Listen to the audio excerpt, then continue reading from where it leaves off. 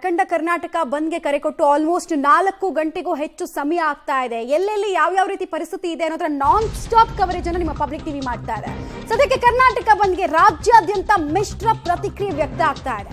Bengaluru town hall ನಲ್ಲಿ ಪೊಲೀಸರು ಸರ್ಪಗಾವಲನ್ನು ಹಾಕಿದ್ದಾರೆ. 11:30 ಟೌನ್ ಹಾಲ್ ನಿಂದ ಹೋರಾಟಗಾರರು ರ್ಯಾಲಿ ನಡೆಸಬೇಕು ಅಂತ ಸಿದ್ಧತೆಯನ್ನ ಮಾಡ್ಕೊಳ್ತಾ ಇದ್ದಾರೆ. ಬಟ್ ರ್ಯಾಲಿಗೆ ಅವಕಾಶ ಕೊಡದೆ ಅಲ್ಲೇ ವಶಕ್ಕೆ ಪಡಿಬೇಕು ಅಂತ ಸಿದ್ಧತೆಯನ್ನ ಮಾಡ್ಕೊಳ್ತಾ ಇದ್ದಾರೆ. ಇದೇ ಕಾರಣಕ್ಕೆ ಟೌನ್ ಹಾಲ್ ಹತ್ರ 600ಕ್ಕೂ ಹೆಚ್ಚು ಪೊಲೀಸರನ್ನ ನಿಯೋಜನೆ ಮಾಡಲಾಗಿದೆ.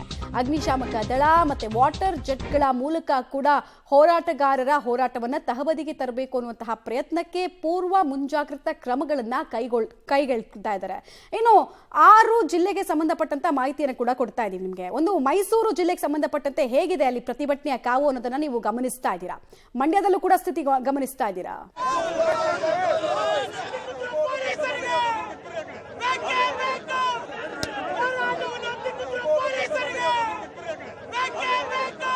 ಓಕೆ, ಈ ಬಗ್ಗೆ ಹೆಚ್ಚಿನ ಮಾಹಿತಿ ಕೊಡೋದಕ್ಕೆ ನಮ್ಮ 3 ಪ್ರತಿನಿಧಿಗಳು ನಮ್ಮನ್ನ ಜಾಯಿನ್ ಆಗ್ತಾ ಇದ್ದಾರೆ. ಟೌನ್ ಹಾಲ್, ಮೆಜೆಸ್ಟಿಕ್ ಮತ್ತು ಮೈಸೂರು ಸರ್ಕಲ್ ನಿಂದ ಮಾದೇಶ್, ಪ್ರಕಾಶ್ ಮತ್ತು ಭಾರತಿ ರೆಡ್ಡಿ ಇದ್ದಾರೆ. ಮೊದಲನೇದಾಗಿ ಟೌನ್ ಹಾಲ್ ಹತ್ರ ಪೊಲೀಸರ ಪೂರ್ವ ಸಿದ್ಧತೆ ಹೇಗಿದೆ ಅನ್ನೋದ್ರ ಡೀಟೇಲ್ಸ್ ಕೊಡ್ತಾರೆ ಮಾದೇಶ್.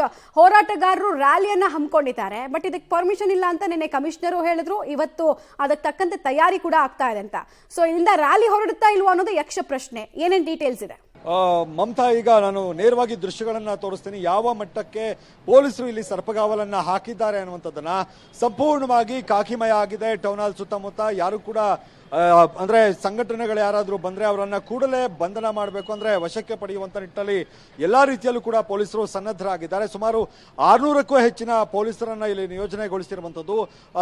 ಅಂದ್ರೆ ಇದು ಏನ್ ಟೌನ್ ಹಾಲ್ ಇದೆ, ಟೌನ್ ಹಾಲ್ ಸುತ್ತಮುತ್ತ ಎಲ್ಲಾ ಕಡೆಗಳಲ್ಲೂ ಕೂಡ ಈಗ ಪೊಲೀಸರಿದ್ದಾರೆ. 11:30ಕ್ಕೆ ಏನು ರ್ಯಾಲಿಯನ್ನ ಮಾಡ್ತೀವಿ ಅನ್ನುವಂತಹ ಮಾತನ್ನ ಕನ್ನಡ ಸಂಘಟನೆಯವರು, ಅಂದ್ರೆ ಕನ್ನಡ ಒಕ್ಕೂಟ ಹೇಳಿದೆ. ಅದರಿಂದಾಗಿ ಯಾವುದೇ ಕಾರಣಕ್ಕೂ ರ್ಯಾಲಿಗೆ ಅವಕಾಶವನ್ನ ಕೊಡಬಾರದು ಅಂತ. ಹಾಗೆ ಬ್ಯಾರಿಕೇಡ್ ಅನ್ನ ಸಂಪೂರ್ಣವಾಗಿ ಬ್ಯಾರಿಕೇಡ್ ಅನ್ನ ಹಾಕಿದ್ದಾರೆ. ಇಲ್ಲಿ ಯಾರು ಕೂಡ ಬಂದು ಪ್ರತಿಭಟನೆ ಮಾಡುವಂಥದ್ದು ಅಥವಾ ರ್ಯಾಲಿಯನ್ನ ಮಾಡುವಂಥದ್ದು ಮಾಡಬಾರದು ಅಂತ. ಕಳೆದ ಅಂದ್ರೆ ಬಂದ್ಗಳನ್ನ ಗಮನಿಸಿದ್ರೆ ಇಷ್ಟೊತ್ತಿಗಾಗಲೇ ಬಂದು ಒಂದು ರೀತಿ ಸಿದ್ಧತೆಗಳನ್ನ ಮಾಡಿಕೊಳ್ಳುವಂಥದ್ದು ಅದೆಲ್ಲವನ್ನ ಕೂಡ ಮಾಡ್ತಾ ಇದ್ರು ಕನ್ನಡ ಪರ ಸಂಘಟನೆಗಳು. ಆದ್ರೆ ಇವತ್ತು ಆ ರೀತಿಯಾಗಿ ಯಾವುದೇ ರೀತಿಯಂತ ಅವಕಾಶವನ್ನ ಪೊಲೀಸರು ಕೂಡ ಕೊಟ್ಟಿಲ್ಲ. ಹಾಗೆ ಗಮನಿಸಬಹುದು, ವಾಹನಗಳ ಸಂಚಾರ ಏನಿದೆ ಅದು ಕೂಡ ಎಂದಿನಂತೆ ಇದೆ. ಆದ್ರೆ ಸ್ವಲ್ಪ ಮಟ್ಟಿಗೆ ಅಷ್ಟೇ ವಾಹನ ಸಂಚಾರ ಕಡಿಮೆ ಇರುವಂಥದ್ದು. ಅದನ್ನ ಹೊರತುಪಡಿಸಿದ್ರೆ ಪೊಲೀಸರು ಯಾರೇ ಹೋರಾಟಗಾರರು ಇಲ್ಲಿ ಬಂದರೂ ಕೂಡ ಅವರನ್ನ ವಶಕ್ಕೆ ಪಡೆಯುವುದಕ್ಕೆ ಎಲ್ಲಾ ರೀತಿಯಾಗೂ ಕೂಡ ಸಿದ್ಧತೆಯನ್ನ ಮಾಡಿಕೊಂಡಿದ್ದಾರೆ. ಸುಮಾರು ಒಂದು 600ಕ್ಕೂ ಹೆಚ್ಚಿನ ಪೊಲೀಸರು ಇಲ್ಲಿ ನಿಯೋಜನೆಗೊಂಡಿರುವಂಥದ್ದು. ಅದರಿಂದಾಗಿ ಇನ್ನೂ ಕೂಡ ಯಾವ ಸಂಘಟನೆಯವರು ಕೂಡ ಇತ್ತ ಸುಳಿದಿಲ್ಲ. ಇಲ್ಲಿ ಬಂದ್ರೆ ಗ್ಯಾರಂಟಿ ಅವರನ್ನ ವಶಕ್ಕೆ ಪಡೆಯುವಂಥದ್ದು ಗ್ಯಾರಂಟಿ. ಅದರಿಂದಾಗಿ ಏನ್ ಮಾಡ್ತಾರೆ ಅನ್ನುವಂಥದ್ದು ಈಗ ಕುತೂಹಲ. ಇಲ್ಲಿ ಬಂದು ಮೆರವಣಿಗೆ ಮೂಲಕ ಫ್ರೀಡಂ ಪಾರ್ಕ್ಗೆ ಹೋಗ್ತಾರಾ ಅಥವಾ ನೇರವಾಗಿ ಫ್ರೀಡಂ ಪಾರ್ಕ್ಗೆ ಹೋಗಿ ಅಲ್ಲಿ ತಮ್ಮ ಅಂದ್ರೆ ಏನ್ ಬೇಡಿಕೆಗಳಿದ್ದಾವೆ ಅದಕ್ಕೆ ಸಂಬಂಧಪಟ್ಟಂತೆ ಮಾತನಾಡ್ತಾರೆ ಅನ್ನುವಂಥದ್ದು ಈಗ ಕುತೂಹಲ ಮೂಡಿಸಿರುವಂಥದ್ದು. ಒಟ್ಟಾರೆ ಇಲ್ಲಿ ಬಂದ್ರೆ ಗ್ಯಾರಂಟಿ ಅವರನ್ನ ಲಾಕ್ ಮಾಡುವಂಥದ್ದು ಅಥವಾ ಅವ್ರಿಗೆ ಮೆರವಣಿಗೆ ಹೋಗೋದಕ್ಕೆ ಅವಕಾಶವನ್ನ ಕೊಡದೆ ವಶಕ್ಕೆ ಪಡೆಯುವಂಥದ್ದು ಗ್ಯಾರಂಟಿ. ಅದರಿಂದಾಗಿ ಹೋರಾಟಗಾರರು ಈಗ ಯಾವ ರೀತಿಯಂತ ತೀರ್ಮಾನವನ್ನ ಮಾಡ್ತಾರೆ ಅಂತ ಇನ್ನೇನು 1 ಗಂಟೆ 1.5 ಗಂಟೆ ಅಷ್ಟೇ ಉಳಿದಿದೆ.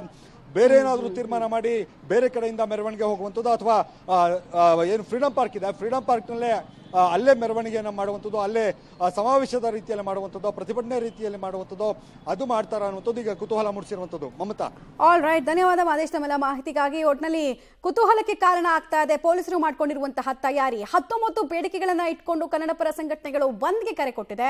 ಬಟ್ ಪ್ರತಿಭಟನೆಯ ಸ್ವರೂಪ ಮತ್ತು ಕಾವು ಬೆಂಗಳೂರಿನಲ್ಲಿ ಇನ್ನಷ್ಟೇ ಏರ್ಬೇಕಾಗಿದೆ.